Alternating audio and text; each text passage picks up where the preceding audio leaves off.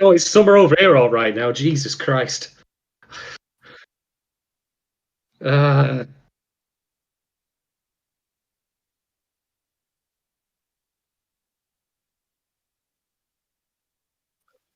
well, you're lying. You're absolutely lying because I've not been sleeping through 90-degree Fahrenheit. That's yeah. Like I've been really tired these past couple of days, but then Decadence woke me up again. So thank you for that, Decadence. You have brought me back around and give me like set a real fire up on me. Like I am ready to talk some serious shit about what could be the Izoken killer. Like I don't say that lightly. I don't throw that term out there willy nilly. Like I wasn't expecting to find a modern like anime released after Izoken came out that would be as good if not better for quite some time. And it's just literally here. It's here now. It could be the thing. If it sticks the next 6 episodes and ends as strongly as it started, that's it. It wins. I'm like, how does this happen? I thought this was the hell year. You know, I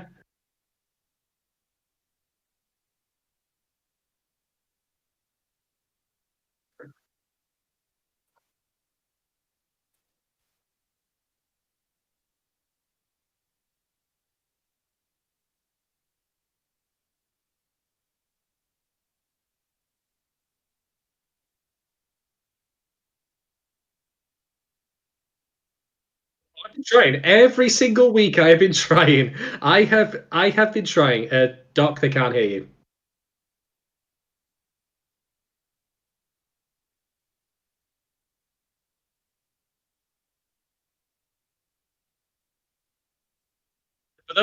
For those of you wondering what Doc is currently saying right now, he's currently giving me his bank account number. He's also giving me his social security number, and he's also telling me where he's buried the legendary pirate treasure he once dug up as well.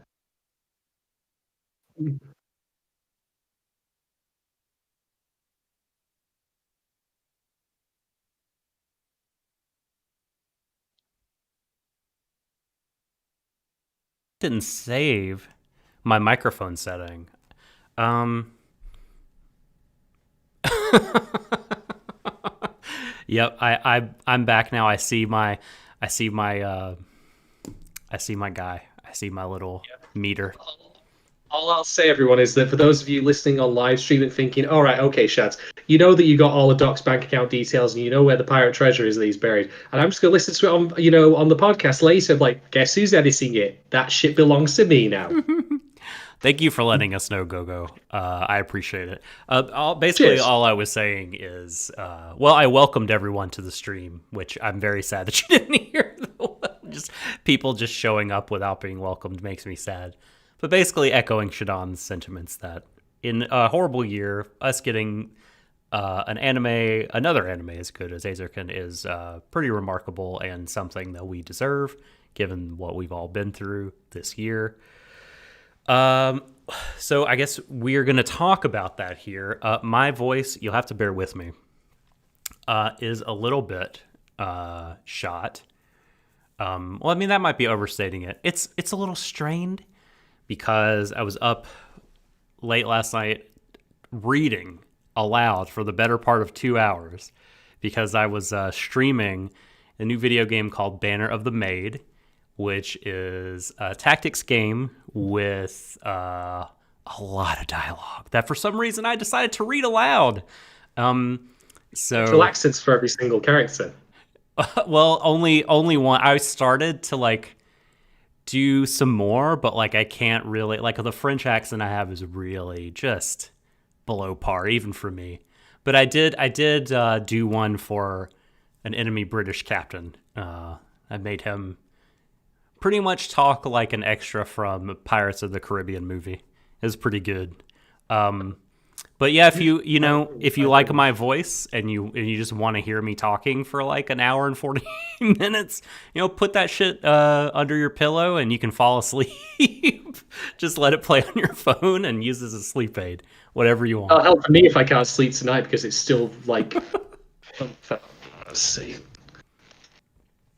25 degrees Celsius here. If you happen to be a dirty American and want that in Fahrenheit, well, no, I'm not going to tell you that. You'll figure it out.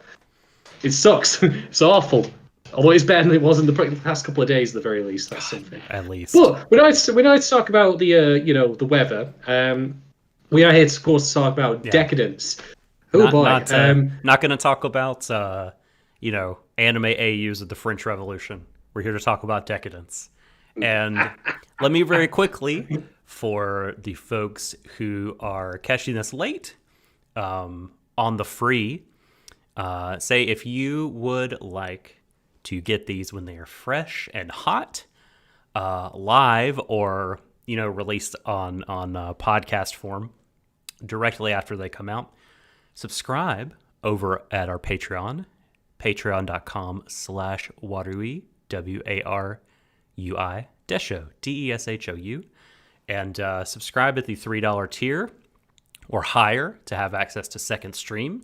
Look at the rewards, see if which tier works for you. If you'd like to support us, you can get cool stuff. If you're not into it, totally good. Just keep listening for free and let us know what you think. So we've got patron questions. We've got a show to talk about. But first, let's talk very, very quickly about a couple of episode directors.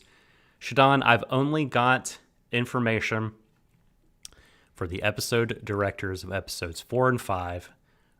6, not up on the Anime News Network yet. But I did make a startling discovery. Startling. No, every time you say that your shocks are styled, I worry. I always no. This is not worrying. I promise. So it's not nightmare fuel. Oh, good. No. Carry on, Doc. Carry on. So this is, okay. Do you remember how a while ago when we did our group watch of Promare? Yes. Which you can participate in if you sign up on Patreon at the $2 tier or higher. You can be part of our group watches because they happen via Discord. They're super fun.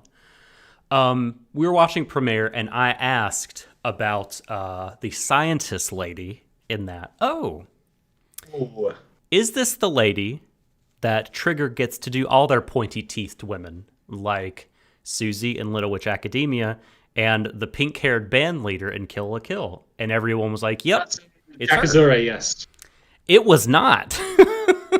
Oh. It was that there are two different people that do these voices. So the person who, and if you want to look this up to provide names, feel free.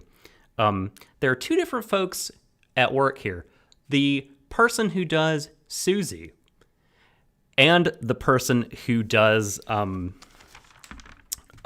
Jill in this anime, the one-eyed, curly-haired alien little puff creature who is cute and wonderful. And also Marie the Weasel from B&A. That's one lady. That's one lady.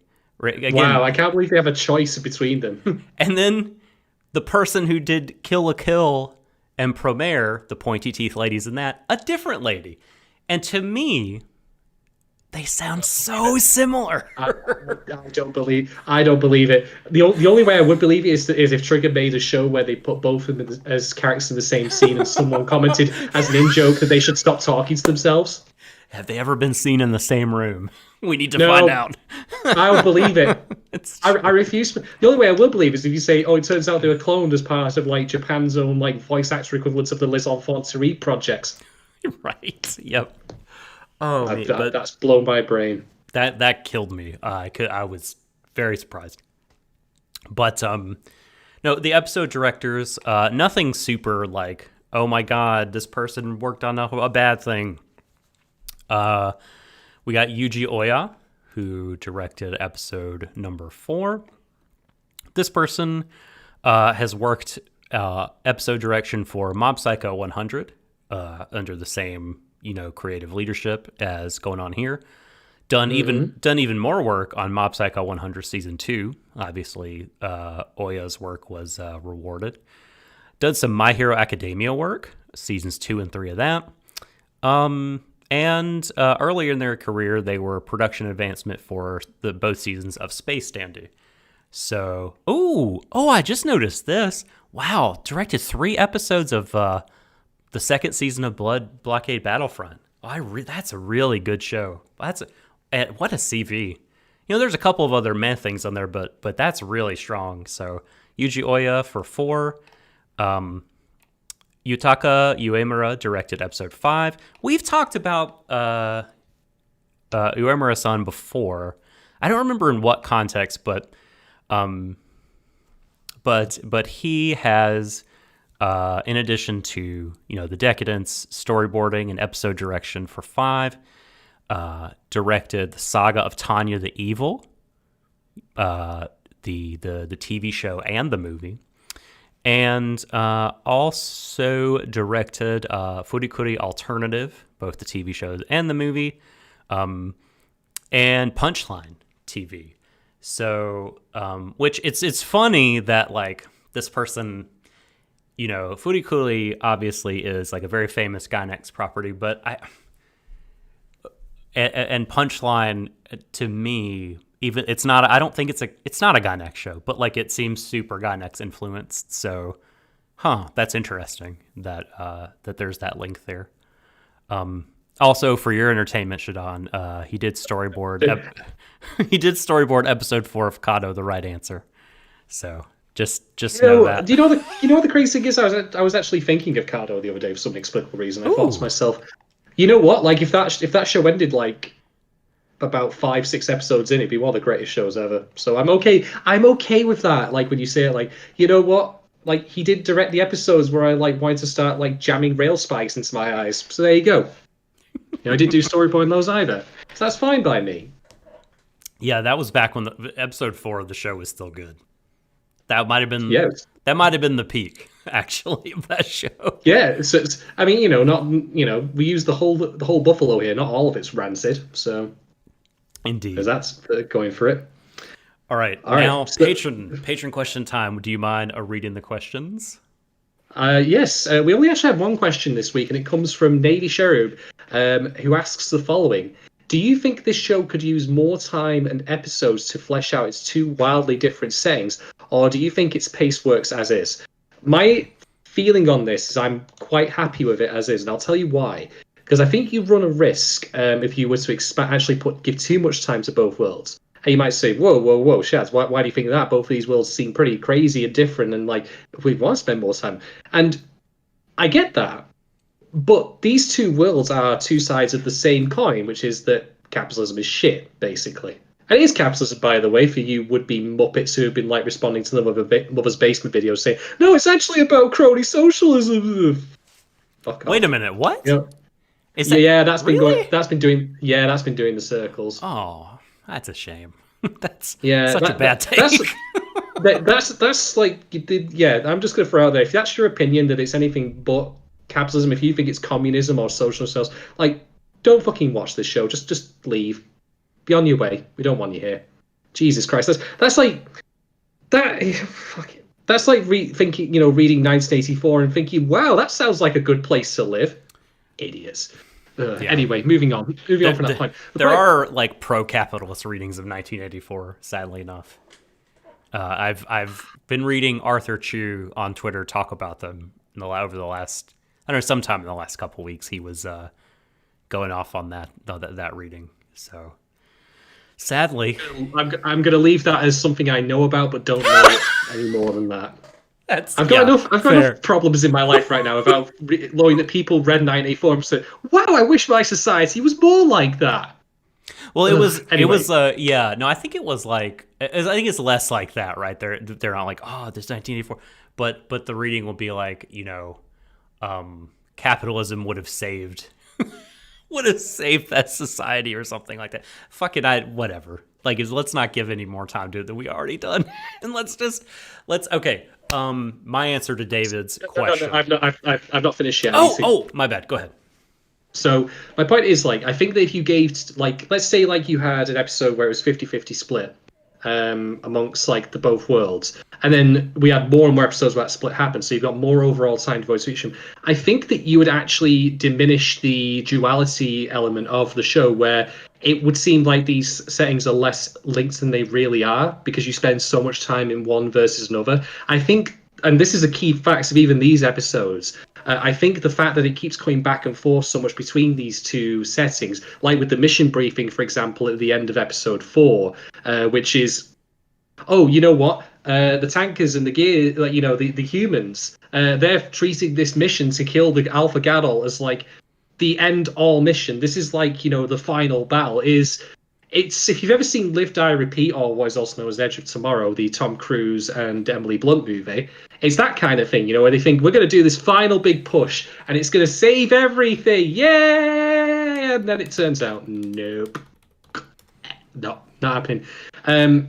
Whereas, of course, the gears, like, the actual like cyborg people, they're hyped up for it like it's a big video game event. Like, yeah, we're gonna get so many points, get so much loot, it's gonna be great. But I think that's why, like, to answer Davy's question, I'm okay with it as is, because if they added more longer, if they like stretched out the time you spend in one world versus another, I think it would diminish the import it's making of contrast, but also weaving together the points that we've made before about how these are two sides of the same coin. They both have the same faults. I think it would be a bit too much. Do you know the name of the book that Edge of Tomorrow is based on? I'm sure it's Live Die Repeat. I could be wrong though. I believe it's All You Need Is Kill, which is just such a good novel. Yes. I cannot resist bringing up that name, because I think it's one of the great titles in the history of humanity.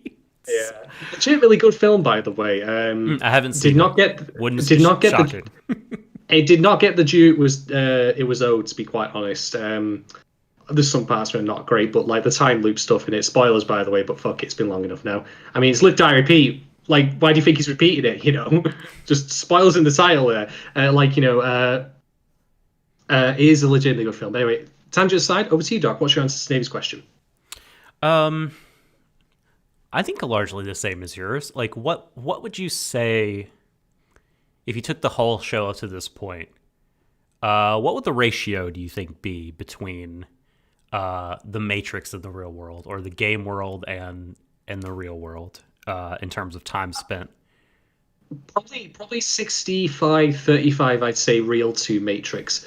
But I think that the key thing to mention here is that, like, well, obviously there is a distinction between the real world and the robot Habbo Hotel world. Like, they are still part of the same world, so to speak. Like, the space the characters have it. The events in one affect the other, and vice versa, as we learn in these episodes. So, yeah. So, like, I don't mind if, obviously, you're going to have to cut back and forth, but that's again why I'm saying that, if you spend too much time at the expense of another, then it does diminish that effect. Although I do think that the ratio is tilted right, and it should be more about the real world, because that's where the stakes are. Although most of the stakes feel like they are, and it's of course about, like, the Earth itself, like, the humans living in it. Like, there's little consequence really for the cyborgs, save for what we find out in episode 6, as it turns out.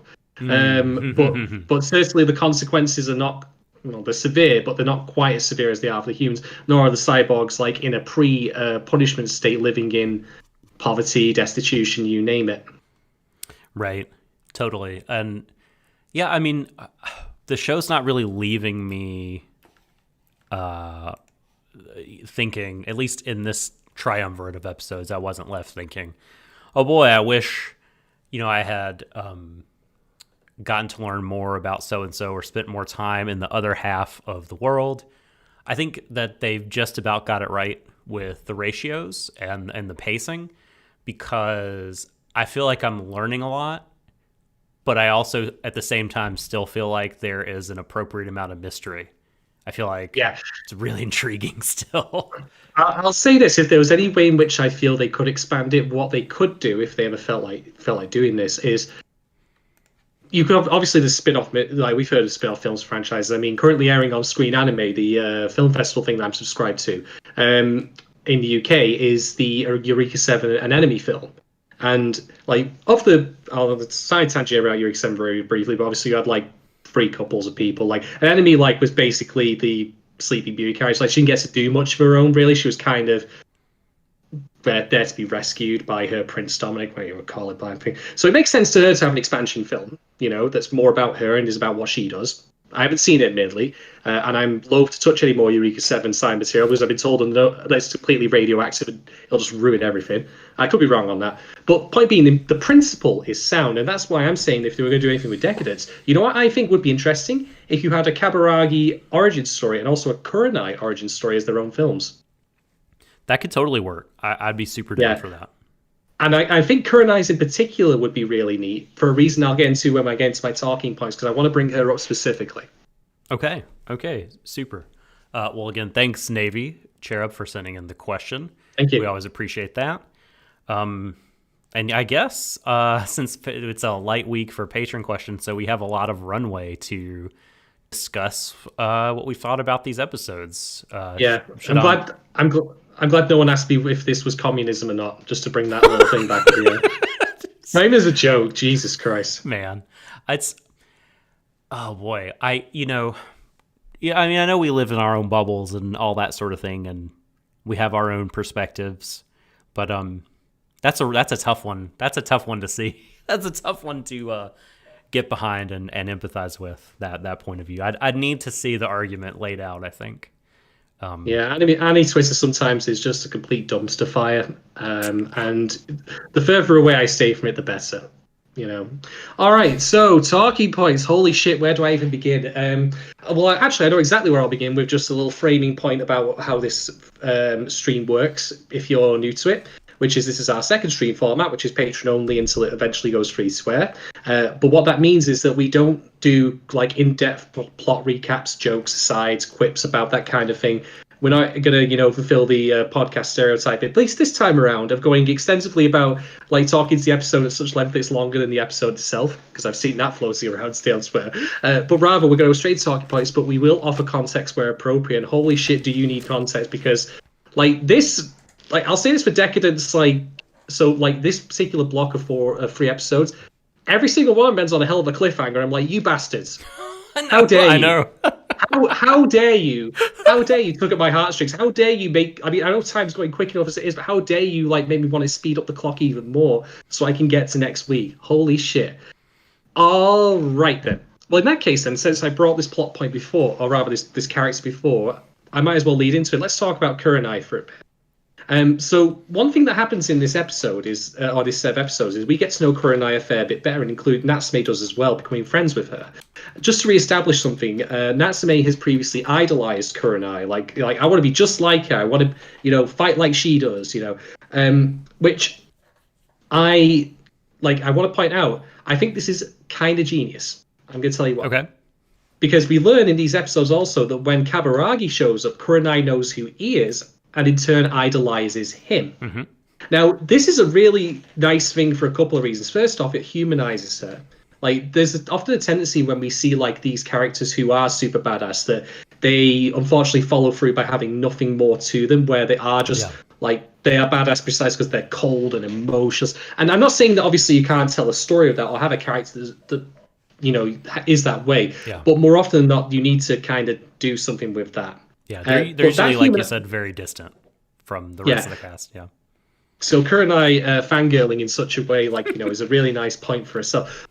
But I think it's also genius for an even better reason than that. Okay. To give you some idea of what's happening in these episodes, after the fight in episode 4, which is in the tunnels, there is going to be an attack on what is known as the Gadol Alpha that's causing a fog to form over the area, which if they kill... I don't know if it's just disperses the fog or stops the Gadol completely. It's not. I can't remember that point. But anyway, it's a high-value target. And so all the humans are basically going to line up and kill the fuck out of it. It's this is their D-Day. This is their, big operation. Mm-hmm. We have to do this. The future of our race depends peace. On it. Yeah, exactly. Yeah. Meanwhile, of course, the cyborgs, the gears are all bro, I'm going to get so much fat loot. Dude, that's basically it. Yeah. And if you think I'm kidding, it's a new event. The show where we dropping, boys. Yeah, exactly. The show crosscuts between Kurenai's briefing, where she's all right, at exactly 0400 hours, we're going to go through this particular region. TB will flank on the right. approach Yeah. from the top and distract that kind of thing. Hmm. Whereas, as I say, you've already heard, like, it's the gamer bro kind of thing, like, check my achievements! Get Gonna it. Get get me a new epic bound! Oh, yeah! Richie's at the store getting a 24-pack of Mountain Dews, bro. We're gonna crush it this weekend. That's exactly how these guys are. So the thing is, though, the the outcome is set for this fight. Yeah. It is going to end up wiping out all of the humans that take part in it and all the cyborgs. Basically, I'm not quite clear from my memory if it was that they like get a gear reset, as in like their stats get dropped. If it's to wipe the leaderboards, but obviously because of their nature in that they just get revived, the consequences are nowhere near as fatal for them. But point being, though, is the reason this all ties back to Kurenai's fangirling is it also goes back to Natsume, who herself has trained to this point where I could see her in a different timeline of the show progressing, where she would become the next Kurenai. Exactly. And it goes to show how Kurenai is unwittingly fulfilling a role and a cog in this cycle of all the tankers being wiped out, because she serves unwittingly as a standard for the new generation to get up to, and then fill like her hole when she like her position when she dies, and repeat ad nauseum. And you get to see how this cyclic thing like perpetuates the system, because even though Kurenai thinks that she's doing the right thing, like, and her like saying an example to everyone, like even a positive example though she might be, she's still inadvertently like working against her own race's interest by being such that person that people like Natsume want to be like her. And this is completely unsaid. It's unstated. It's subtle. It's subtext, and it's genius. I fucking love this point. Like, Kurenai is not there simply just to be a badass. Right. Like, that's good in its own right. Don't get me wrong. Like, it's great watching her kill things. And I'm going to come back to that point in a bit as well. But on top of that, like, we get to see what is arguably a better examination of how fandom can be problematic than fucking listeners was going to tackle. At least what I thought it was going to tackle, until it decided it didn't want to be about fucking anything. So Man. that point alone about Kurenai for me like made these episodes great. She became more human, but we also got to see the problems that come with that, and how her influence on a younger generation unwittingly blinds them to the system that's making this happen to begin with.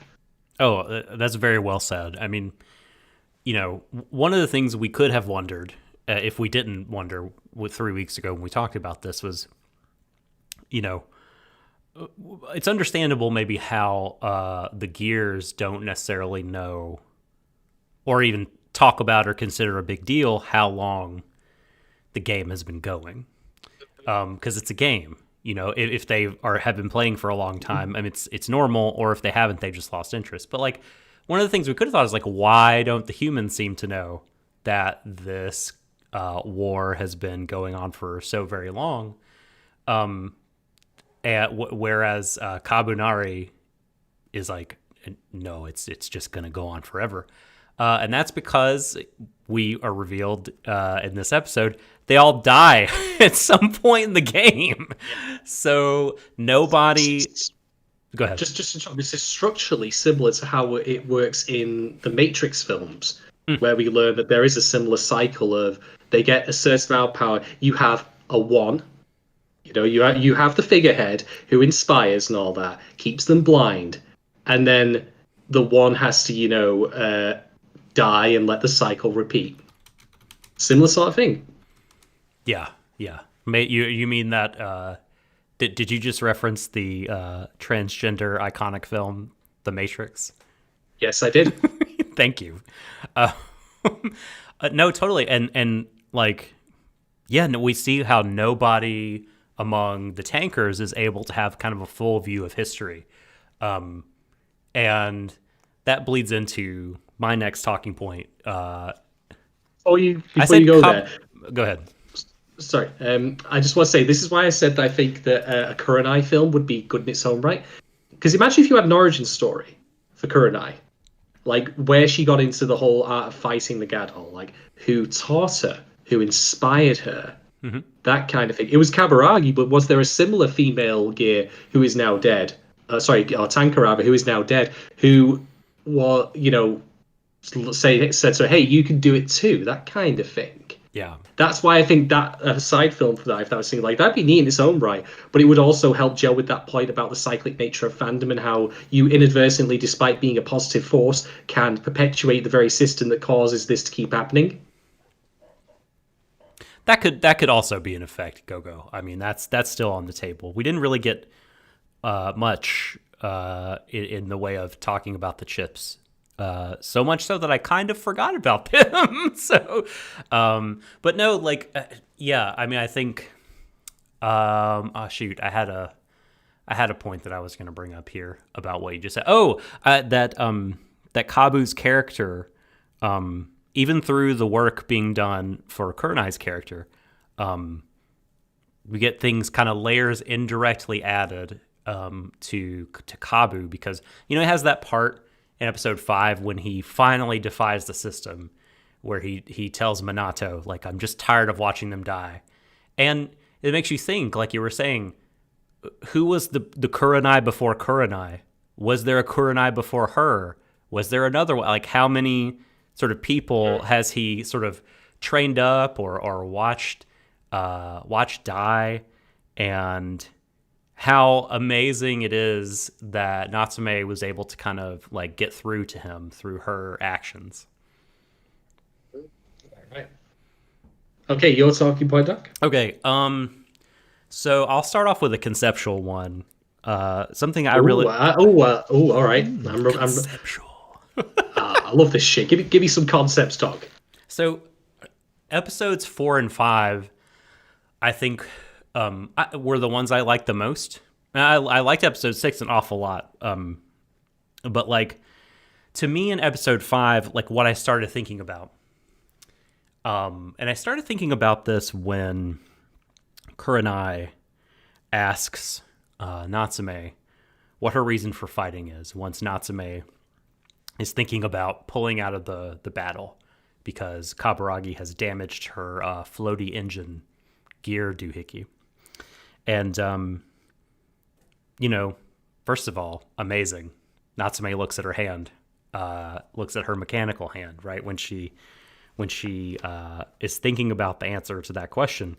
And Kurenai, her answer to it is, like, basically personal freedom is why Kurenai fights. Like, she says, like, she can't live her life confined down here in this, like, small, cramped, dirty space. But, like, being out there and moving and putting her life on the line and dealing death. Oh my god! Allows. I have to laugh. I have to chuckle a little bit because, as you say that, Kurenai is absolutely not free. Not even in her position. I know, as, like, right? Yeah, this is crazy. Yes. Okay. This is yeah. You're getting ahead of my point. Sorry.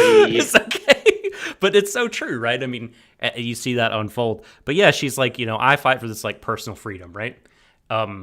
And Natsume ultimately decides that she wants to fight. She was going to drop out, but she decides she wants to fight to, like, she says she wants to change herself, right? And she was not happy with who she was, and she wants to grow and gain confidence. But, there's also the stuff about, like, her dad and kind of carrying on for her dad. And, like, her dad, they had that flashback where her dad talks about freedom being, like, a basic human right. And, her wanting to, like, share it, like, allow other people to have that. All kinds of reasons. And so she decides, like, okay, I'm going to do this. And, Kurenai makes a big deal about, like, whatever you do, like, decide it on your own. And, of course, there's a moment earlier in the episode when Kabu is, like, fighting with her and saying, you don't need to do this. You need to quit. You're going to die. You don't get it. And she's like, I already decided. I'm going to live my life. And all these things are playing out, and all this talk about freedom. But as you said, these human beings are living under, like, this false narrative, and the choices that they seem to be being incentivized to make are only kind of pushing forward the system. Very much, as you pointed out, like Neo's choices in the Matrix. Like he thinks he's rebelling, but like the rebellion is built in to the fabric of the authoritarianism, and it's used for that purpose. And so it just leads me to ask, like, and kind of think about what, in an existential way, right? Like, what degree of knowledge does a person have to make free choices? Because, like, Kurenai thinks that she's making a free choice, and she has these options in front of her, and she could sort of choose either one, right? To fight or not to fight. And based on, like, her own reasoning, she chooses to fight. But she doesn't really know kind of the grander things at work. So, like, is she really making a free choice? I mean, I tend to think that she is, just because I feel like I don't want to define away freedom, because, I mean, who among us has, like, perfect knowledge of our environment and, like, the other forces? Like, you do? Okay, you're the only free one among us. Bow to your free. No, but yeah, I mean, I just thought, like, I just thought this was such an interesting thing that the show is bringing to light and kind of making me think about, and was curious to hear your thoughts on it. I think my immediate answer is that there is a particular line in this set of episodes regarding the idea of a storyline. Everything's been scripted. Everything's set out for all of these characters. Like, even Natsume, even though she's a bug, like, she had her set career, like, laid out for her in the earlier episodes. Kaburagi, like, he was said, hey, you know what, you've got to become an armor repair worker. Kurenai, she's a pawn. She's a nice symbol for people to gather behind and then be disposed of. But people are like, well, we want to live up to the legacy of Kurenai. We're going to fight like she did, and then repeat ad nauseum, basically. And I think that, to answer your question, Doc, like, the time in which it truly becomes a free choice, I think, is when the person making the choice and the storyteller are as closely aligned as they possibly can be. And that's certainly not the case at the moment. I would say, like, once this whole show ends, like, once they presumably destroy Decadence, as in, like, the system, take away the fake sky, right, that kind of thing. Mm-hmm. That, I think, is when free choice will finally be allowed again. I wouldn't call Kurenai's, like, decisions at this moment a free choice because of one thing. It was planned for her to die. Like, it was only because of outside factors that she had no knowledge of that she lived. She'll believe it's a free choice that she got away with it, but the reality is, we understand as an audience, is that she wasn't. Like, her role was dictated for her. Sure. So interesting, right? I mean, there's a lot of different kind of metaphysical conceptions of freedom. Like, I think it was John Locke that proposed this sort of thought experiment about a man in a cabin, and that person believes that at any time they could walk out the door, and they have a choice whether or not they walk out the door, but they choose not to. And they, make a free choice. But what they don't know is the door is locked. Is their choice still free? And again, I mean, taking this out of the context of Decadence, right, and putting it in the real world, I tend to think that is, that if the choice is not being coerced, that it's a free choice. Manipulation or knowledge that you don't have kind of are secondary factors. Again, just because I want to believe in free will so bad, like, I think I'll become a very depressed person if there's no such thing. So I think, like, that the characters in Decadence, right, like, even though that they don't know that the door is locked, they're still deciding to stay in the room when they could go over and open the door. No one is making them stay in the room. In terms of like pointing a gun at them, they're not allowed to leave. But they're still choosing.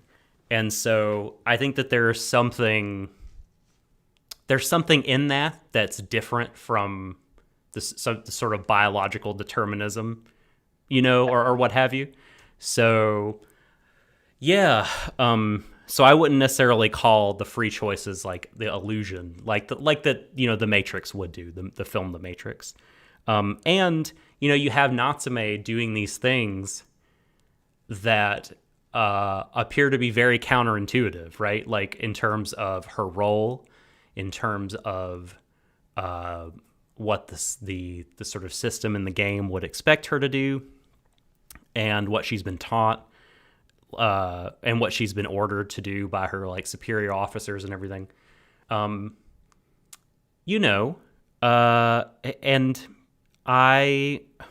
the way that I view those things that she does is, I do think she is freely acting, even though she doesn't kind of know the whole game. And it's those actions that like inspire Kabu to truly act outside the system in a way, Yeah. Oh boy, he does he. I want to expand on your points there just by saying that I do hear where you're coming from, and I think it's going to be very much to each person's own philosophy on life. Because in turn, I could start saying, well, you know what? I grew up with unconscious biases about race, gender, etc. from the media I consume. Does that mean I have free will? Because that's been, like, so to what degree do we talk, like, expand the concept, really? I'm just a racist. I can't help it. Oh God! Some people would totally use that as an excuse. They really would. Yeah. Right. I can't help it. Well, you talk about all the time that like, environment plays a role, but like nature plays a role, but so does nurture, right? I mean, there's another factor. There's other ingredients to the recipe. I think we have to believe that. I have to believe that to continue going on. I do too. The other thing I want to expand on is your point about Natsume, and this is a small side thing that you just conjured up. I want to bring up is that I've really come to appreciate more and more as the protagonist in these past couple of episodes for a few reasons.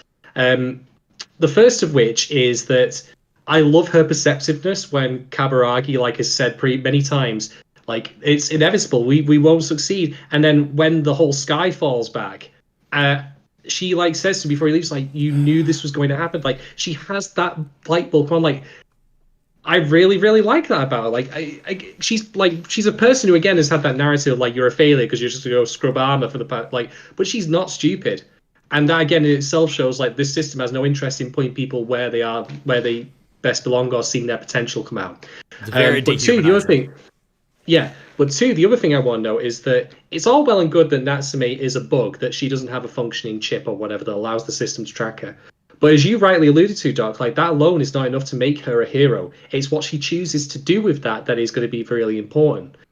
Which is why this episode 7 conversation between her and Kaburagi 2.0 is going to be, oh boy, that's going to be a showstopper. I know. I can't wait. Yeah, but that's the thing. Like there have of course been other bugs before, but this is the reason we're focused on her as a protagonist, because she's the one who might very well start acting upon it. Just because you are given the opportunity to make things better for other people doesn't necessarily mean you will, and that's the defining thing of what makes a hero. It's not that you are born or given ability beyond that of mortal men. It is how you choose to use it that truly makes you heroic. So this keeps building on her previously established good qualities, also just being genuinely likable, enthusiastic, and fun in her own right, as well as being hard-headed and a little stubborn. But yeah, she's turning out to be a damn good protagonist in this story, I must say. I know, and even if she doesn't, pardon me, I told you, strained voice. Even if she doesn't like realize the degree to which there is a system at work that is rigged against her, she does understand that there are all these obstacles in her path. There have always been obstacles, from her loss of her dad, loss of her hand, people in her class kind of discouraging her. Her best friend pretty much in this episode like cuts ties with her because in episode 5, you know, she's like, look, you won't listen to me when I tell you to stop fighting, so peace. And now, you know, Kabu is saying, stop fighting, don't do this. And she like continues to keep on pushing, even though everything in her life is telling her to stop and that to give up, and she can't do it. It's so admirable, and it's like I think equipping her better than any of the other characters in the show, besides maybe Kabu, to like get a hold of the truth and keep on and like fight against an unfair, unjust system. Yeah, she rules. She's so good. She's a damn good protagonist. Yeah, completely. All right. My next talking point then is going to be a brief one, but I want to talk about the idea of true nature here. Ooh, okay. So, what would you argue? Like, you know, I mean, the Matrix again brings up talks about the idea of a digital self, like your true self, if you want to call it. And I'm not talking like a persona thing where it's strictly personality based, but like if you were to externalize self. Da, da, da, da, da, da, da, da, da, da. We are living our lives. Sorry. Not sorry. No, I knew you weren't. So, right, anyway, point being though, like, it's like if you anthropomorphize that true self, like what would it look like? And this is something I want to point out that I've realized about the cyborgs, about the gears. Like, why does Kaburagi look human? Now, you might say, okay, it's just because he has to go scrub armor. He can't look like no random. But I don't know. I don't buy that. He could very well have been looking like, you know, one of the other, like, green or blue-skinned cyborg, like, alien men. And you could have made any old story up about him looking like that and just being exiled, which he kind of was. But the key point then is also, let's compare him to, I forget the lead villain's name, the gentleman with the Inferno Cop shades, Dio Cube. Yeah, I can't remember either. Dio Cube, you know, like... when we actually see him in the real world here, he leaves his like cyborg body and joins another cyborg body because he looks barely any different. He's just slightly more like, you know, anthropomorphic. He's got like, you know, 2 legs, arms and all that, but he's like got a little cane because of course he is, you know, he's like, and this is what I find fascinating, that the contrast between these two characters who look much more cartoonish, like in this, in the cyborg world. In the real world, Kaburagi has a human form and therefore a sense of humanity, whereas Dio Cube, like his true form, is barely any different than the twisted creature that we see inside the cyborg world. He's just a bit more angular. He's not quite as rigid, but he's also just, you know, still a complete shithead. Like he's still like, you know, hey Kaburagi, like basic maths lesson. What does 2 + 2 add up to? I think you know what it is. Right. Yeah, you know where I'm going with that. We referenced that before. Yeah. So yeah. small point there, but I like how, you know, we get to see how Kaburagi is the person he is visually as well as just how he acts, because he's like the most human out of all the cyborgs in the real world. There are no other human-looking cyborgs that we've seen. They're all basically people who look like they're out of, I don't know, Judge Dredd comic or something like that. I had a cousin that looked like Sarkozy. So, you know who Sarkozy looks like, in my opinion? Sarkozy from episode 6 looks a hell of a lot like Cheap Trick from JoJo's Bizarre Adventure Part 4. It's the teeth more than anything. Yeah.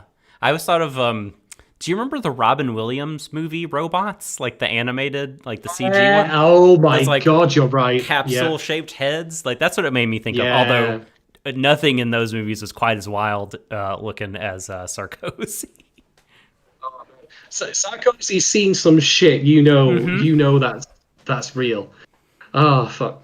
So just a small point there. I mean, this is also why like we get to see like his little assistant, Dio Cube, that is a raven, like rather than this emoji block.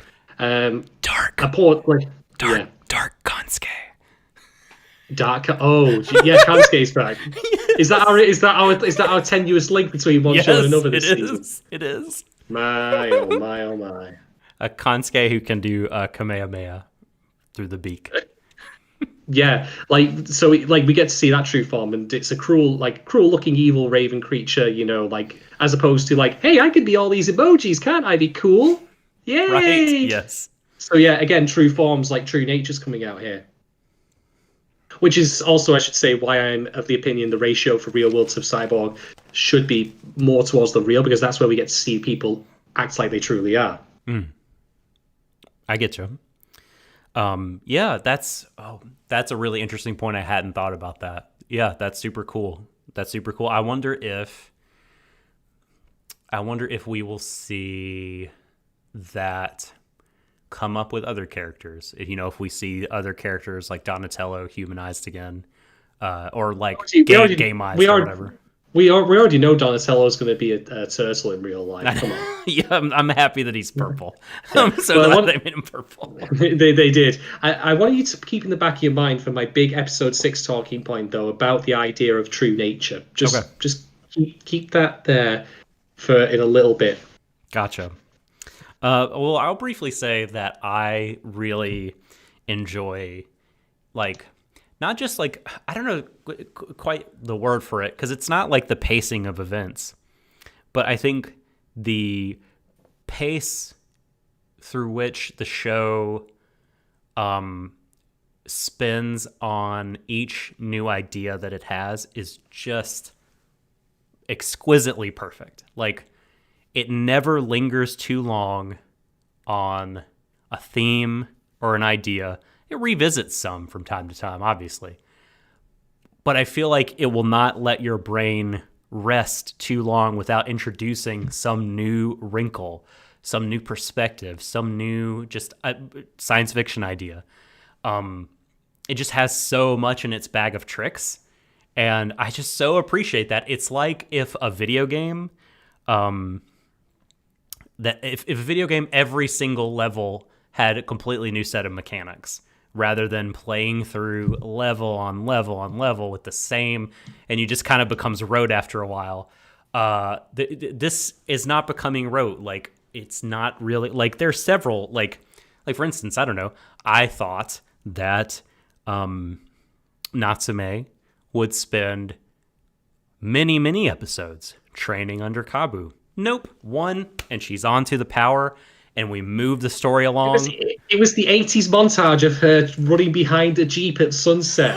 That's the most powerful training montage there is. Of course she did it in a short amount of time. Like, okay, there's different workouts you do in real life for optimal strength training, but in a movie, the 80s montage is the most optimal way of getting ready. The only thing they were missing was legitimately, Spando Ballet, or what's that other one? Joe Esposito. Right. Like, that's the only thing that was missing.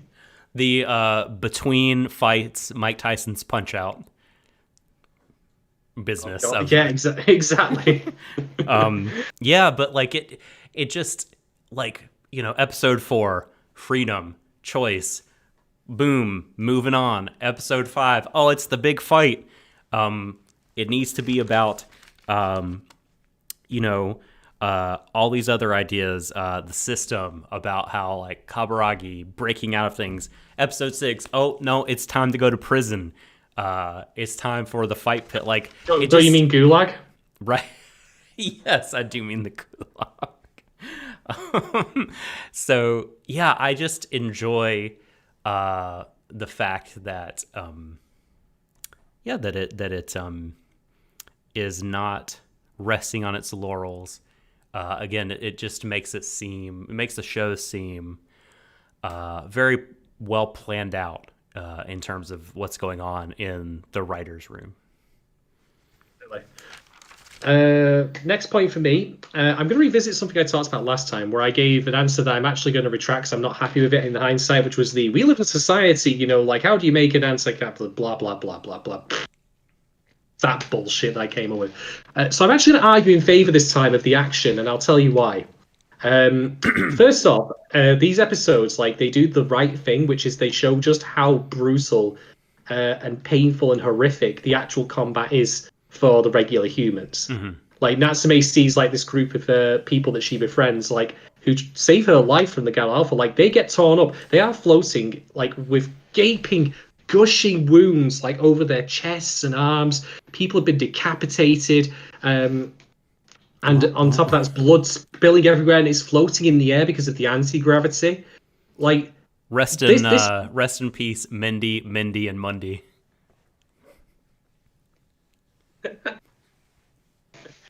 the yeah, like so the first off, the visceral nature of the combat I think works really well because it's tells Natsume and it tells us like for the humans, this shit is real. And I think that's a point worth reinforcing when you have the cyborgs for whom it's well, it's only as real as insofar as it matters for their gamer score, really, you know. Mm-hmm. Like it's not real in the Yeah. same way as it is to them. They're The not at stakes are risk different. in the same way. Yeah. Yeah. So having that as a reminder for me works. But I also think the fact that the action is just as well, like, is really well directed. I think that's a selling point because, like, in the same way that episode one serves as a hook, line, and sinker for the big twist, I think in some way, if you want to sell the messages that this show is getting across, having a lure like that to get people in is also a very positive thing in its own right, provided they approach it in good faith and don't presume it's something that it isn't.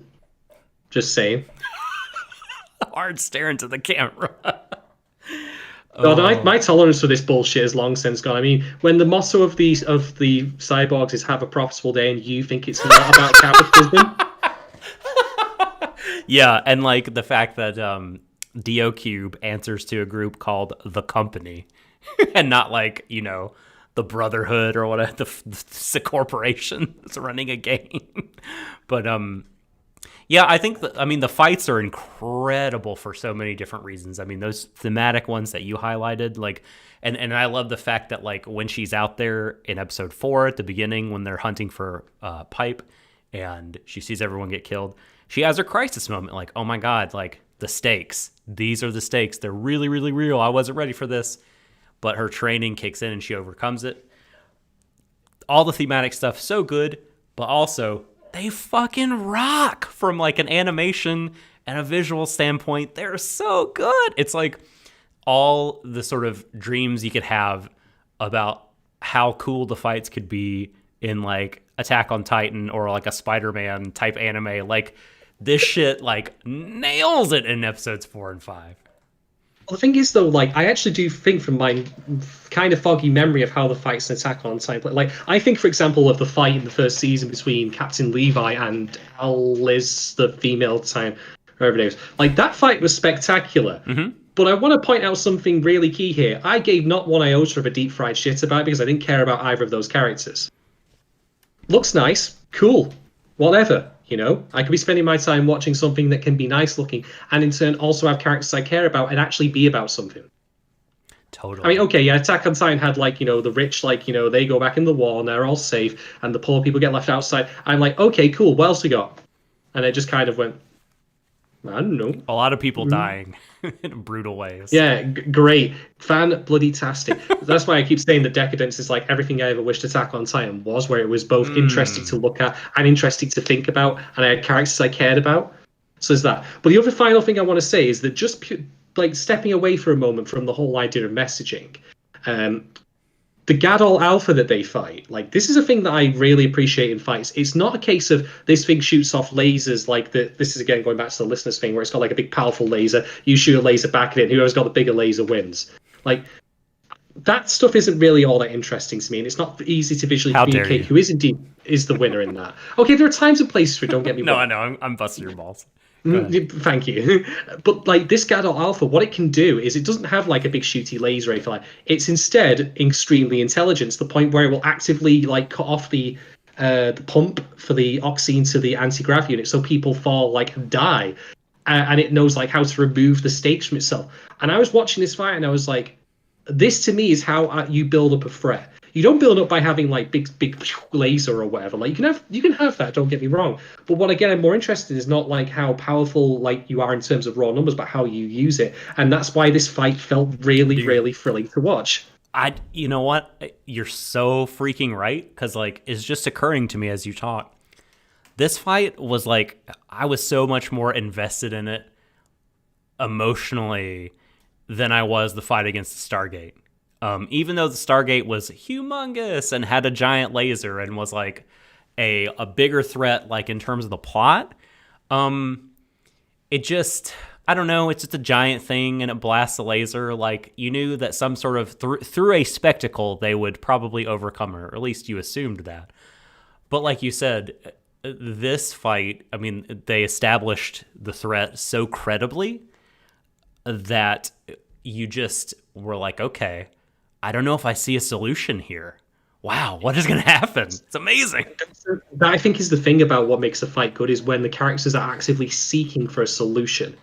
This Yeah. is where I, for example, as much as I ultimately didn't care for it in the end, because I felt it was just like a meandering waste of my time, which puts me at odds with the majority of anime fandom, like Demon Slayer. Like, great looking show, but there are some fights in that where it is about seeking a solution. And that's what made them interesting. Like, there's the gentleman with the drums who can like invert the walls in the room. Like, that's like how does Tanjiro fight around that? That he gets constantly like his plane of gravity changed.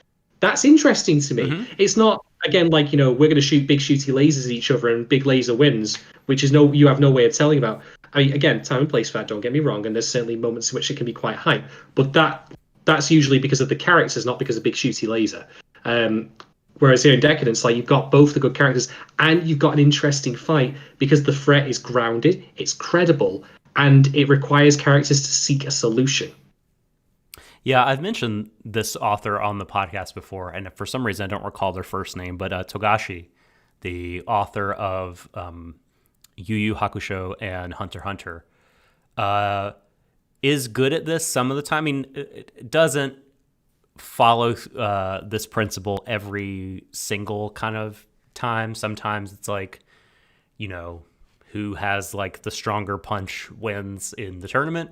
But boy, a lot of the fights that he constructs in both of those shows are so interesting because he establishes a rule set that is kind of quirky, and then establishes the threats to the protagonists, and then they have to like seek some kind of weird out of the box solution. And there's really, really a lot of interesting fights in those. So check out that manga or the anime adaptations of those shows for more of that. Did you have anything else you wanted to say about this point? Not on this particular point. Okay. No, I suppose I could just round up by saying that's why I've U-turned on this so much because, like, as much as I can say, and I still think there might be a little bit of credit to the argument, but maybe not as much as I could previously felt like that. You can't make an anti-capitalist message when you're trying to sell it. But then again, like all the things, turn that weakness into a strength. Use the action to draw in. Like if you let me put it this way, like if you were a marketing person and you wanted to cut together trailers of this show, what would you put in the trailer? Probably the Stargate fight. Action. You maybe have a little bit of a thing at the end after the credits, like it's the post-credit scene in the trailer, which is like something a bit off about this. But you set the stall here. You set what the show is about by putting all the action in, front loaded. Give us all that good shit, like of Kurenai fighting, of Kaburagi fighting. The keep flippy news. Keep it to a minimum, and then draw people in. They get to episode 2. The big twist happens. They're like, oh, hot dog. I'm fucking in for this shit then. Yeah. That makes sense. Well, this is sort of related to, I think, your point. But in episode 6, I just wanted to you mentioned the brutality of the fights for the human beings. They are very brutal and awful. That assembly line shit for the gears just turned my stomach. This is just torture. Like, just so bodily invasive. And I think because the show has done such a good job of establishing the humanity of other characters, like I was so easily able to buy in and feel for those gears on there, especially Kaburagi, but even the other ones, like even I didn't know who they were. It's like the characters in this show, are people. Like they're not just fodder. They're not treated that way by the show. And so, for every tube they got like jammed up into an orifice, or like the electric shocks and, shit falling down on them, crushing them, buried underneath a pile of shit. That's how they die in there. Like it tore me up, man. Like it was so brutal for these gears who have fallen from grace because they are abnormal in some way. They're anti-system. They're outside the bounds of outside the bounds of whatever normalcy is. They're bugs. Right. Well, about that, I agree with you 100%. I suppose Do you have anything else you want to add to that? Because this is the point where I leap right into everything about episode 6. Like, because there's a fuck ton of stuff to talk about in episode 6. Holy shit. Oh, I mean, I have other things to talk about from the other episodes, but like, go ahead. Let's jump into 6, and we can always hop back around. Right. After. Yeah. Okay, so I first want to pick up where you left off with the whole, like the tainted ox scene and also the electric shocks. One thing I want to point out here is that the prison warden person, who looks a lot similar to the DO cube, which I think is by intent, Yeah. like a kind of administrative class of decadence, you want to call it that. Right. They say, "Oh, we're doing this to check for your bugs and to correct you." Mm-hmm. And first off, the electric shock thing, checking for bugs, I am 99% certain that's bullshit. It's literally just torture, as you say. But secondly, then you have the chemical element of the oxine being pumped in that's been tainted in some way. And look, I'm going to mention this, and I'm going to leave it there because I just want to bring up the possibility this might be what it's referring to. But I don't know for certain. I don't feel confident like expanding on it without knowing more. But to me, this sounds an awful lot like conversion therapy, where you literally, because like that's what happened with like in the 50s with people who are homosexual. Like, they gave them electroshock therapy. They gave them chemicals. Yeah. I don't know how comfortable I feel about making that comparison because I'm not convinced it is meant to be like we talked about Brand New Animal, for example, but right. I'm not convinced that Kaburagi and company are meant to be an allegory for that kind of thing, as opposed to simply rebels or dissidents or anarchists or whatever you want to call it. But it seems very adjacent to me. Mm-hmm. Anyway, that aside, let's talk about episode 6, the prison episode. Holy fucking shit. Like, I want to applaud Decadence for one thing, firstly, which is there's established rules about how the characters work early, and it's now doing new interesting things to them to expose further injustices in a capitalist society, this one being the prison industrial complex. Because, make no mistake, they are working for free to shovel literal shit that can be processed into fuel. Which to me, like, you know, is not too far removed from printing license plates or, you know, building roads or, like, dare I say, in, for example, California, like when wildfires happen, you know, they, as I understand it, send out prisoners as unpaid firefighters. They are literally using them as a labor force here. Like, can I say one that I loved about when they learn what they'll be doing? I love that this, like, bougie class of gears, you know, who had been playing this as a game, Decadence. I assume that they've come from Decadence. I mean, maybe they're gears from other places, but I assume that they're all pulled out of Decadence and wherever the big Yamato class ship that I can't even remember the name of it. That they're pulled from there, but they're so used to their you know, lifestyle of relative luxury that they're just like, oh, who fucking cares? Get someone else to do this shit. This is not for me. Like, I love that reaction, how it's like, well, you know, you too now have to realize that there are people that do this shit, and now you're one of them. This is a job that gets done. You've never had to think about it, but humans, people, do this, and now you have to. Isn't it fucking shitty? Like, I loved that. Exactly. I think that's also incidentally why Kaburagi is probably more conditioned to resist what happens to him than anyone else, because he spent so much of his time previously cleaning the outer walls of Decadence anyway and literally scrubbing Gadol shit off there. So for him, this is kind of old hat. But again, that in of itself is an equivalence to what the humans are doing, you know? The next thing I want to mention is also how, of course, and obviously in order to have a prison system, you need to have a justice system. And the justice system in this case is wonderful and horrific in its arbitrary nature, because let's put it this way, right? As far as I can see in the show's established fiction, and maybe this isn't necessarily true, like, but let's go off what we know. Kaburagi has done the most heinous fucking thing any gear can do. He has disrupted the storyline. He has revealed the wider world. Like, he nearly completely decimated the entire, you know, illusion of Decadence and ruined it for everyone. So, the initial punishment is death. But from an up-on-high source that we have no name for or no look at, oh no, it's commuted. It's commuted. Yeah. Mm-hmm. You're instead going to go, you know, go to the mines or whatever. You know, you're going to go to this person. And that to me feels like the show is making a reminder about how like Kaburagi being the celebrity that he is and the historically amazing gear that he is, like he gets preferential treatment. God damn it! I This is mean, such a good point. yeah, I mean, let's say, I mean, Donatello's in there, but let's just say that instead it was Donatello, you know, who had done this thing. Do you think he would have been allowed to live? No, I reckon he'd be dead. Yeah. But Kaburagi's got a reputation that precedes him. He is a celebrity. He is a top tier like gear, you know. So he gets let slide for what otherwise would have been death sentence for anyone else. He is still being punished, I suppose, if you want to call it, if you want to put it that way. But again, preferential treatment. Crazy, isn't it?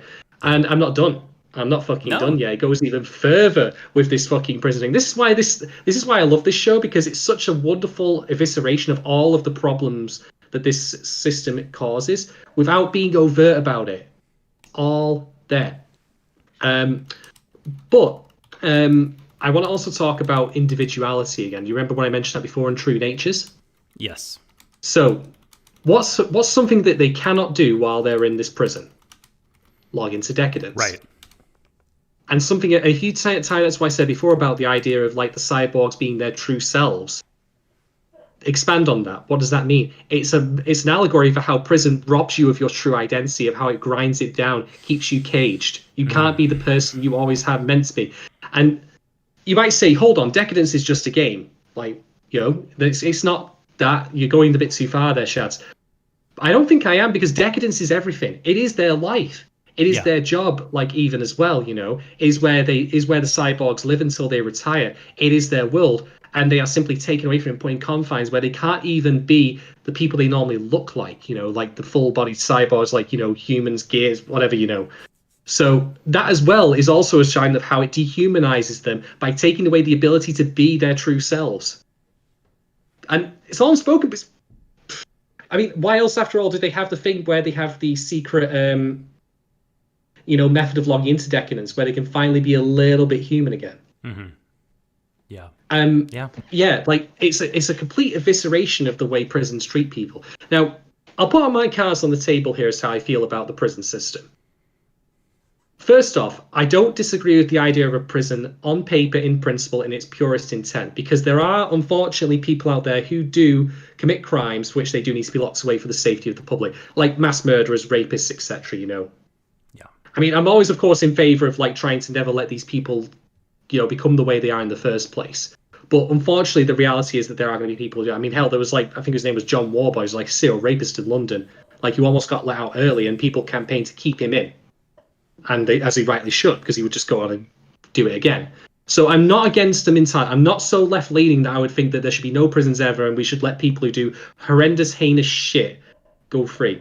But let's be fair here. Like, a lot of people are locked up for crimes they shouldn't be, especially on racial lines. There's that famous statistic of equal marijuana use, but not equal representation of prison population in the US, for example. Oh, certainly. That kind of thing. Very, very disparate. Yeah. Yeah. So what I appreciate about Decadence is it pulls no punches, but also isn't like literally talking to you like in the monitor like this, say this is bad. Like, no, it's all there to be read. It's all there to be read into and understood. Like, and this is an extrapolation of existing rules and features of the world that I've established, like how Kaburagi can't now log into Decadence again, and that denies him like a life, the life that he otherwise would have. Yeah, I mean, very well put. I am with you on prisons as such. Their necessity, but their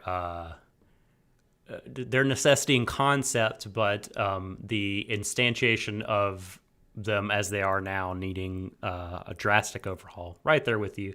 And like, I mean, it's just a really well put argument that you made about episode 6, because quite frankly, I just wasn't thinking about it in these terms. But I do see it. I mean, I think it's a very cogent way to argue that the episode should be interpreted. I love it. Full marks. One final thing as well about the whole idea of like the whole shit mining thing where they drop it in from above. What they're doing there is what's called operant conditioning. If you've ever heard of a Skinner box, for example, it's along those lines where you train someone based on like expectations and then ultimately have an unconscious behavior result where if Right. a rat pulls a lever, then the lever dispenses food. What is the rat going to do? It's going to learn eventually that it will dispense food and it'll keep pulling Yeah. it. But of course, you can fuck with the rat by not having it dispense food at all or only occasionally, and it breaks down that thing. So what is this whole like, oh, the shit's gonna fall, but we're gonna only give you like a warning, like a little late? Like it's well, it's in itself like you could say, well, it's a legitimate warning, but it's a legitimate warning for a death, like a fatal thing that they're doing on them. But also, it's to psychologically torture them. Yeah. Yeah. I mean, I guarantee if you had an equivalent thing in a real prison, where if they had that alarm go off, like I guarantee you, if someone ever got let out of that prison after say a couple of years and they heard a similar noise, they would fucking freak out. Yeah. Like that is literally what they're doing. They're torturing them. Or like if someone tried to escape, you could just put that over Mm. the loudspeaker. They'll stop in their tracks, and then you can Yeah. apprehend them. Yeah. Yeah, Yeah. and this is why also in turn, like we see that, like even amongst these prisoners, including Donatello and his fight with Kaburagi, which is interesting in its own right, where we get to see like cyborgs fight each other, where we have the previously referenced like the stuff from Kaburagi about like going beyond his limits, but he also makes a very good case about acting within your limits because he understands that the fight with Donatello is not something he needs to kill him over. Like Yeah. the Yeah. prisoners have more honor amongst each other than the system will ever treat them with. It's true, right? They Donatello and Kaburagi see each other as people, and yeah, the prison does not see them that way in any fashion. It is really a good point. I think the fight itself is the one fight in these episodes that I feel like could probably use some touch ups for the Blu-ray release. There were some times where the frames seemed to jitter a little bit or kind of Mm. like slow down beyond what I think reasonable expectations are. But it recovered, and like it didn't. It by no means is it like kill the mood of the scene. Really, it's just like a thing that I noticed, and then it was gone. And um and yeah, so that thing about limits. Who was the? Do you remember the name of the Mikey. Mikey? Thank Mike. you. Yes. What a name! What a name! We've got Kaburagi, legendary gear and Gadol Slayer here, and along with him, his partner, Mikey. Mikey. It doesn't Yeah. fucking work, does it? Yeah, Oh my! Donatello and Mikey. Yeah, I'm just gonna log into World of Warcraft, create my badass undead Death Knight, and his name is Mikey. I mean, I I mean, forgot I it mean, was I a mean, screen name. I mean, if you want an example of that, like Shadon is actually the reason I have this handle is because that wasn't the name of my character in World of Mhm. Warcraft, and it's persisted with me since then. So can you imagine me being called Mikey instead? No. No. Of No. course, now that I've said that, everyone's in our Mikey. Discord call me Mikey. Hey, Mikey, how's it going? I'm not Mikey. Not fucking, but Uh, I'll even change my Discord avatar. So fuck it, why not? It'll be fun. But you get my there you point. go. Like Mikey's not the most intimidating name. No. But I only bring him up because I could not recall his name, and I really liked the kind of visual and the mental link in Kaburagi's brain between Mikey and Natsume, and how then Kaburagi, who has come like 180 on this whole thing, right? Like the whole pushing himself to his limits, and this sort of relates to the point I was talking about kind of freedom and what is that earlier, because Kaburagi embraces this idea of pushing himself physically to his limits. Even though Sarkozy tells him, you have no hope of escape. This is a box you're in. You get shit dropped on you every day. Then you come sit in this cage. You get your injection. And then you repeat. And there's no way to escape. No one ever escapes. You're living under a false narrative, which, by the way, so cool. A parallel like here, and they have to the gears now have to experience like they're living. I mean, a lot of them don't know it, right? But Sarkozy and Kaburagi realize they're living under these false pretenses as well. Like the carrot has been set before them, and they're on the conveyor belt, right? The same way that the humans are treated in the real world by the decadence operators. And so like, but even still, like, knowing he's hemmed in totally, he says, well, what is the thing that I can control, right? Like, in here. And in here, I'm going to decide to push myself to my limits and believe that that's good to do for its own sake. And I like how that's rewarded by the show. And I just like that as an idea because it reminds me of, I'm sure you've heard of the Stoics, right? Glee. The God, I so, wish I had my bookshelf there because it was just like, just a minute. well, we all, yeah, it's where, of course, the adjective Stoic comes from. Was this school of Roman philosophy, the Stoics, and so they were very much like they were very determinist as well. Like they were like, well, the gods control everything. Whether we live, whether we die, our body is. They were kind of Platonist about their bodies. It's just a shell. It doesn't matter. It's very fragile, and everything is determined. Blah blah blah. But hey, guess what? There's one thing that's not, and it's in here. And so even basically it's where like the myth of Sisyphus kind of comes out. It's popularized by existentialists, but like I think that they also really enjoyed that myth as well. And they're, pushing the boulder up the hill over and over again. And that's all you're going to have to do. But the Stoic would say like, that's all your body is going to have to do. But like your soul, what's inside, like that's, you have free reign over that to dig your heels in and say, you know what, life, fuck you. I am going to live you to the fullest. I'm going to grab you by the throat, even if, no matter what happens to my body.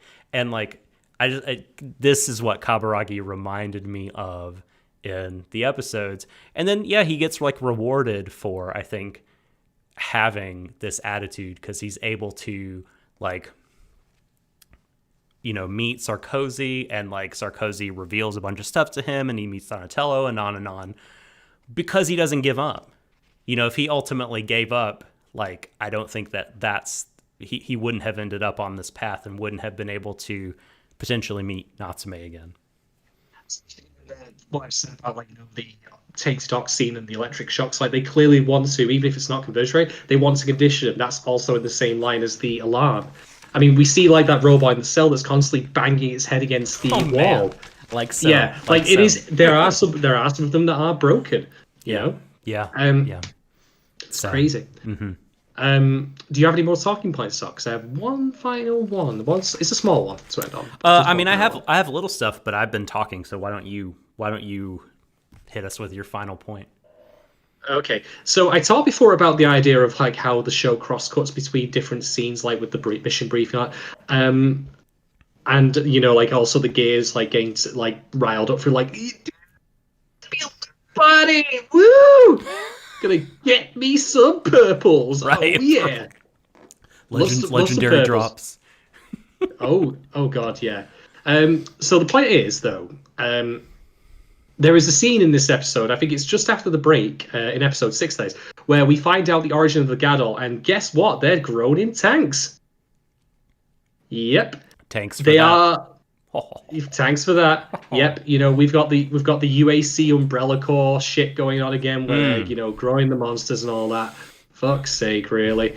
But what I love about this is how this show is really, really good with using contrast through cutting, not only just across scenes, but also like on a longer time frame. So we have that scene of like, all right, you got to grow this shit and have it ready for tomorrow for the new storyline. And then we go to the next scene. What happens in the next scene? Kurenai and Natsume are discussing like what's going to happen next. And she says to, Kurenai, don't worry, I'll defeat the, the Gadol. But this immediately follows that scene where we see that Natsume has no fucking clue about the nature of them and the fact that she will never defeat them if that particular facility is allowed, to continue. Yeah. But we also, of course, get that little moment of her going, I don't know, I'm not sure. That little seed of doubt. But again, it sets this thing up and then immediately, to remind you, oh God, this, they literally are infinite in number because of this reason. And then you get to see Natsume make this proclamation. You realize how futile it ultimately is unless she learns the truth. Yeah. That's how good the show is with cuts. Like, it's Hmm. all well and good to have a good script, it's all well and good to have good animation, but your storyboarding and direction needs to be on point as well. And it fucking nails it. Simple things like this are so crucial, and they work a real treat here. Yeah. Excellent work there, Tachikawa. Um, you mentioned before, like the scene at the end of episode 5 when uh, the bubble disappears and they all see the Gato around them again, and like you said that a light bulb went off for Natsume, and to me it was like something was shattered. Like it was like her worldview was like a big, beautiful stained glass painting, and someone took a sledgehammer to it. It really was. It But you know was what's crazy about that though? man. I remember the gears, like also seeing that going, Yep. like Yeah. the humans are dejected because they did every like. Not only did they kill the thing they thought was the lead gal, they have killed the thing that turned out to be basically Sin from Final Yeah. Fantasy X. Exactly. Yeah. Yeah, like they went one better, and he's dead, and you think, oh god, we've done it, and oh no, no, there's more of them. There's so many more of them. Like Yeah. Jesus. It hurts. It hurts. And then Yeah, and Kaburagi that's again fast the part. travels. Yeah, and obviously he really does actually. He really does. But Yeah. that's like that again. Like is a key to show like contrasts. Like it really helps. Like because it would be bitter enough, see Nats like if this were a straight laced show to see like Nats may do that and then oh god, like the world expands and there's more of them. But then we get that reaction of everyone else going, "Dude," and like Mm-hmm. no, just no. Ah, Oh, another stage upon which to prove my strength. Yeah, yeah. And then just like other people, having a mental breakdown. Ah, it's like it's amazing. It's amazing. Hi, Catherine. Um. So, what other points do I have to talk about? Mentioning that fight, the right before that happens, I had forgotten that the Decadence basically had a big piston fist. So I thought, I thought like that they were going to just use a laser, and they were going to out laser the Stargate's laser. And when the fist just came out and punched it, I just got up out of my chair and was just like, hell yes, because I forgot about the big punch, and that was great. And at the beginning of episode 5, I thought it was really funny when like people are shouting orders, and you can kind of tell which ones are human and which ones are what's the word I'm looking for? Gears, because like they're like some of them are like advance, let's move or whatever, which I figure are human, and then one guy just goes heal. And I'm like, who is just in the middle of a battle would shout heal? Like if you're human, you're rest like, please, wait a minute. rest please. Yeah, exactly. Like they start speaking like literally like it's text speak. So he's like, dude, L33T. Yes, thank you. That was good. Ponzers, hacksaws, Right. The bug save me moment was amazing. That was so good.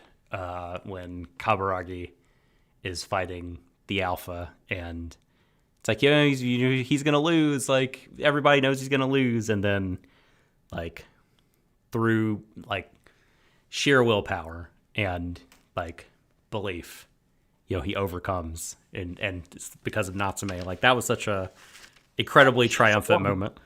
He for once writes his own story and doesn't have something written for him instead. Yes, exactly. You've altered the storyline. I'm like, no, fuck you. I made my own storyline. And then the new the new game thing at the end was brilliant. It's technically a new game plus for Kaburagi. Exactly. Yeah. It's true. He should. Well, actually, that is probably more true than I realized because he's now starting the game over, but with the knowledge he didn't have before, which is true of any new game plus. Yes. Exactly. Yo! It really is a new game plus. Oh, if that's the episode title next time, I'm gonna freak. My God. Uh, So good. boy, oh I boy. really like this. Do you have any other talking points, or is it time to rate? No, I'm good. I'm ready to rate me. All right. Hit me up with your rating. The only minor thing that I would say that maybe these episodes could have done better, and I only say this very mindly, is well, I did make that big brouhaha about, individuality in prison. All of the all of the gears in there still look like themselves, and Kaburagi still has his customized like look and equipment, which is clearly something of his own choosing in that little cyborg like robot form. And part of me thinks like, obviously when you go to prison, you get on like the overalls and stuff to de-individualize you more. So I'm wondering if there could have been some visual element of applied here. For example, the thing I was thinking of when I came up with this thought, which I didn't really bring, as it doesn't really matter, but I'll bring up now, is what if all the like paint jobs they all had were removed and they were all just in black and white? That could Yeah, be a thing. I mean, as you were saying that, that's what I thought of. Like, I think they do similar things in. I mean, I've seen stuff like that in Durarara, where everyone is like a paper cutout that all look the same. And there's similar stuff in Bakemonogatari where crowds are just like road sign people. And I'm sure maybe Penguin Drum did that too. Yeah, Ikara shows you've got the paper cutout and Sarazamai as well. Yeah, Like, yeah. so I think that could have been something they could have done to like take away the little bit more, but I think the point was still made, and made Mhm. very well for that matter, in my opinion. I otherwise have no real complaints about any of these episodes. They were damn near flawless, back to back, in my opinion. There was not a moment of wasted time. The action was genuinely thrilling in its own right. The character beats were rock solid. The scene between Kaburagi and Natsume in episode 4, I think it was at the end, when the oxine and the milk mixed together, Oh man, that both was both spilling, like such a strong fucking metaphor for so them. good. Like it's so good, yeah. Like no, I literally cannot think of anything that these episodes did wrong. They were pretty much damn near flawless. I don't know if do I or don't I? No, you know what? No, you know what? You know what? I will. I fucking will. I will give all 3 of these episodes a collective 5 out of 5 fake sins from Final Fantasy X. Yeah, Because boy. I like. Does that make them perfect? Does that make them like the most perfect service? No, of course not. But as far as I'm concerned, these episodes had very specific things in mind they wanted to accomplish, and they fucking nailed it. They did everything right that they wanted to. They made it exciting, interesting to watch. They gave me lots to think about. They advanced the characters. They did so much with all of this. And this is why I said, come to bring it all back round full circle, why I think this could be the Izoken killer.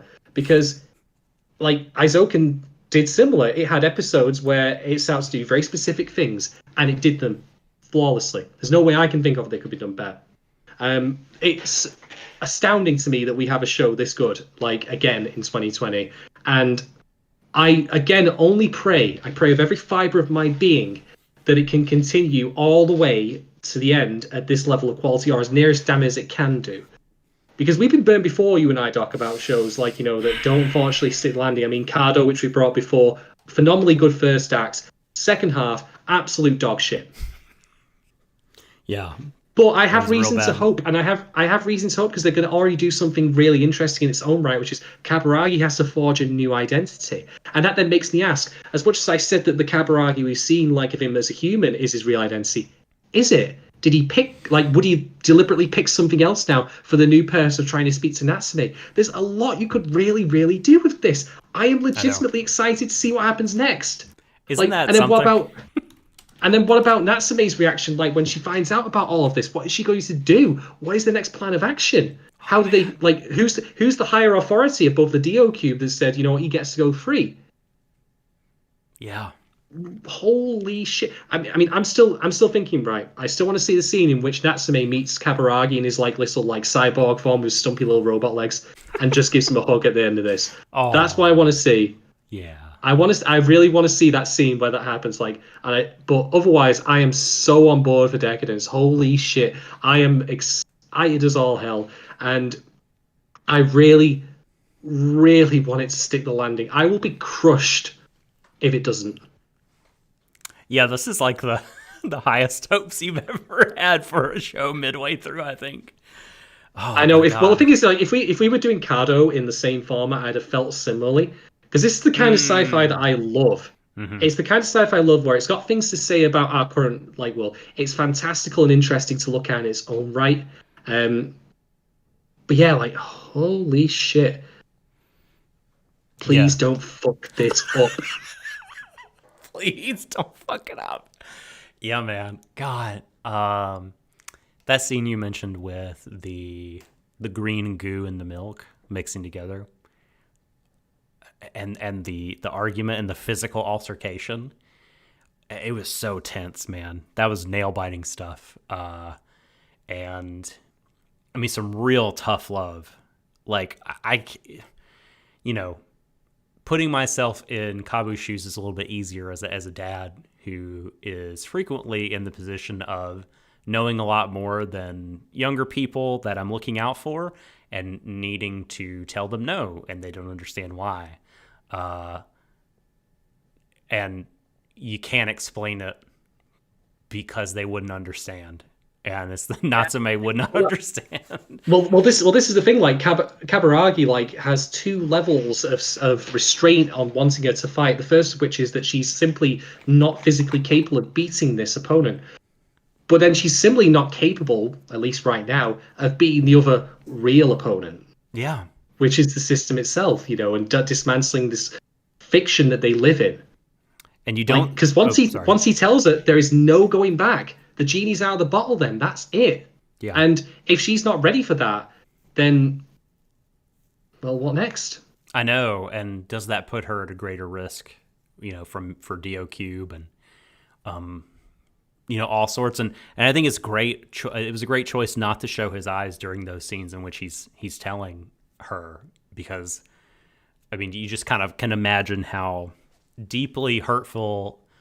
Well, not hurt. I mean, he's hurting her, but what I mean is how sad he is having to crush her dreams, because he doesn't want to. He's trained her up for this sort of shit. Like, he wants her to fly and shine, but also he knows, like you said, that she's not ready for it. And man, that was just such good stuff. So good. The terrifying thing now, though, is that from our perspective as the audience, if he goes and tells her, he's still in prison.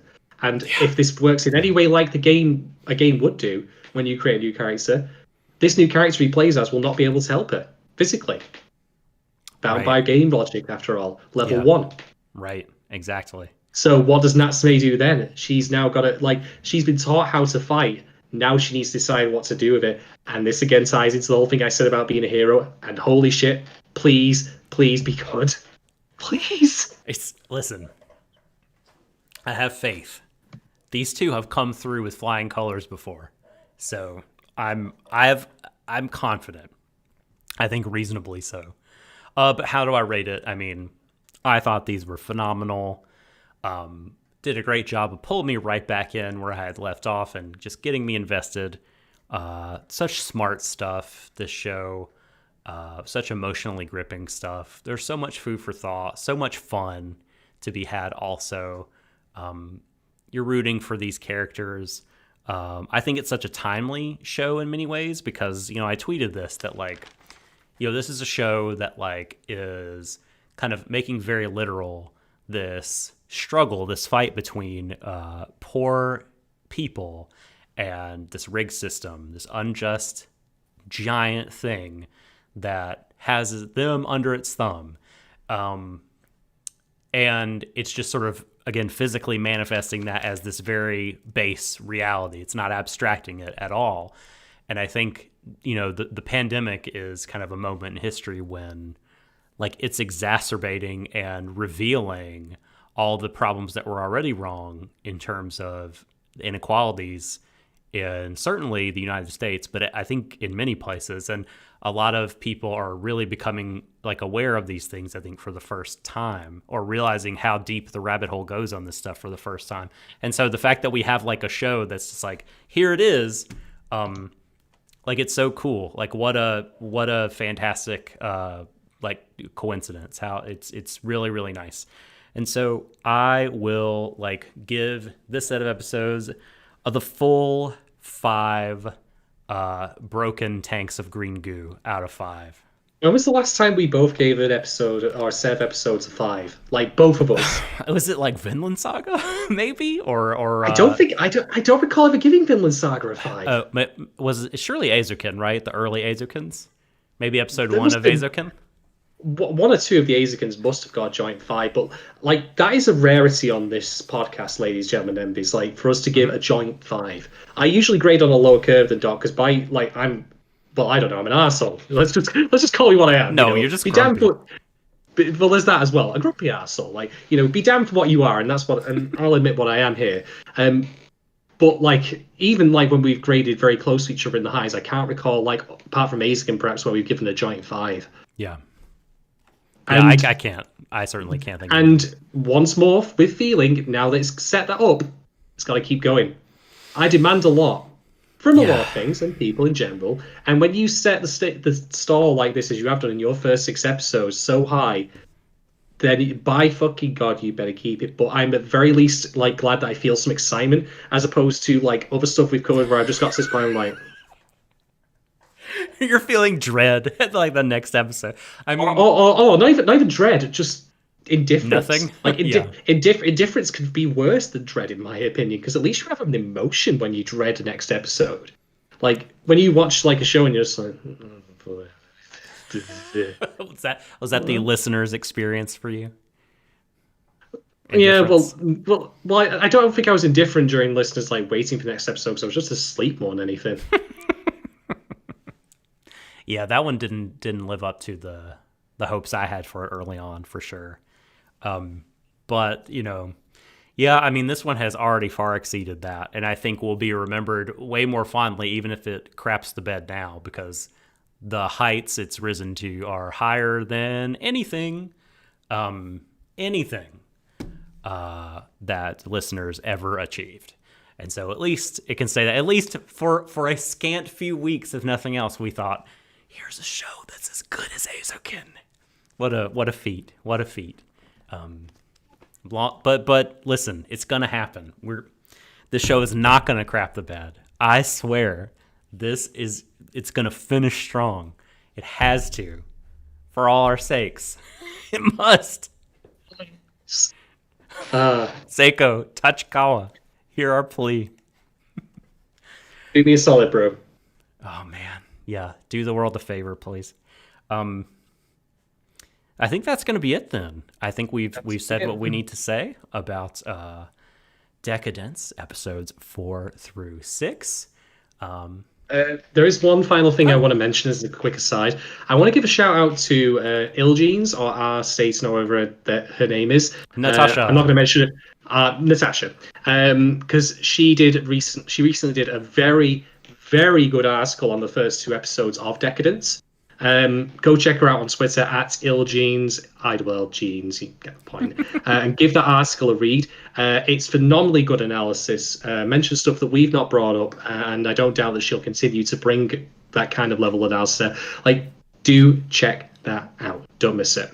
Yeah, she's really great. I mean, she's a great follow on Twitter.